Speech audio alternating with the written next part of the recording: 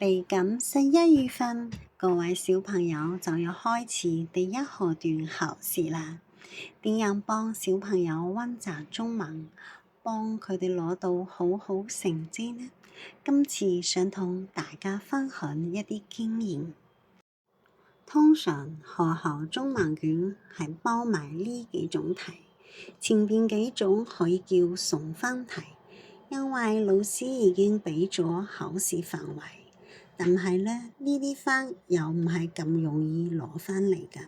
今次我哋重點講下不公詞填充嘅考試準備。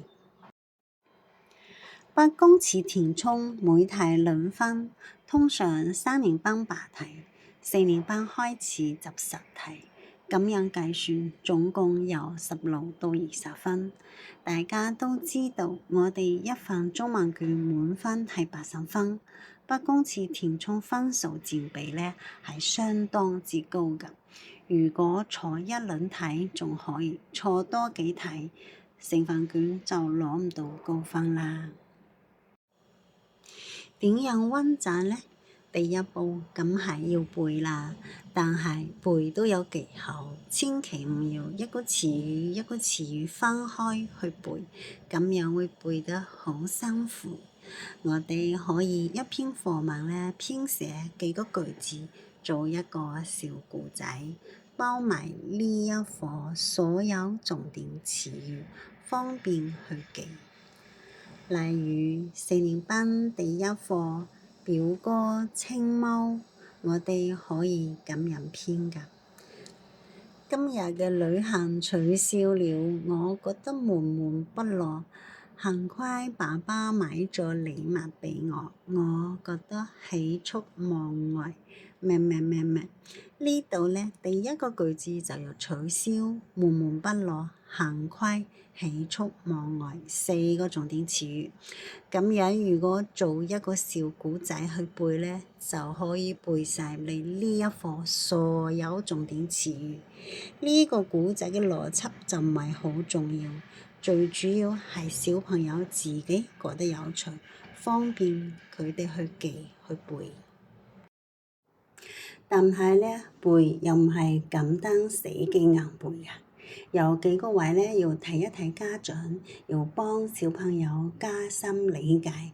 我主要攞4年班重點詞語舉例，講幾個點啦。第一，要區分詞語具體和抽象兩個層面嘅形容。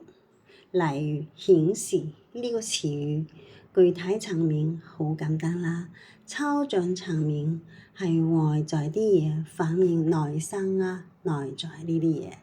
呢個抽象層面對大人嚟講呢係好常見嘅，小朋友遇到都要反映得到。第二，要區分詞語係唔同語境下嘅形容。例如沉悶呢個詞呢，內容沉悶、天氣沉悶、聲音沉悶、氣氛沉悶都有。內容沉悶最常見，但係呢都要拓展一下思維，冇只諗到呢一點。第三，要區分近義詞，例如美不勝收、賞心悅目。呢兩個詞語呢意思係相近嘅，但唔係所有情況下呢都可以通用。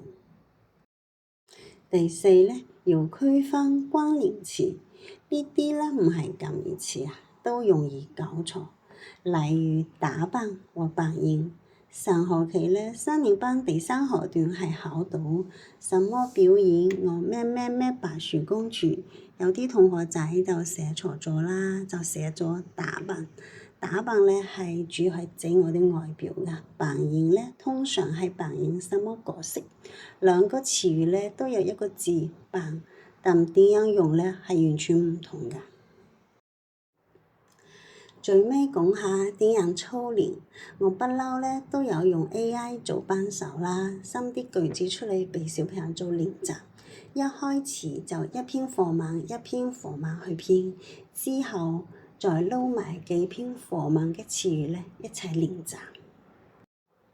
有啲家長可能會話，一個河段嘅重點詞語好多，咁小朋友會唔會需要做好多練習？其實都唔會。如果我哋提早啲開始溫習，好快咧就發現咧，其實一篇課文咧唔係個個詞語都需要好辛苦去背嘅。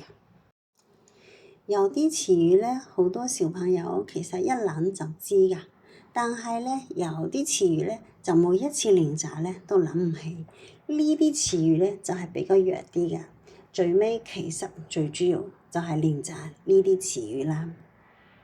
仲有一點其實都幾重要，就係要訓練小朋友好快速去聯想。例如4年班間隔河段咧，有啲重點詞語，其實我啲大人咧都唔係好常用㗎，真係有啲難㗎。舉下嚟啦，這個故事深深咩了我，一睇大家就會諗到感動。咁感動今次會唔會考啊？唔會啦，4年班唔會考感動咁簡單詞語啦。今年咧有一個詞語叫咩？叫觸動。咁如果你一諗到係感動，就要知道係要寫觸動。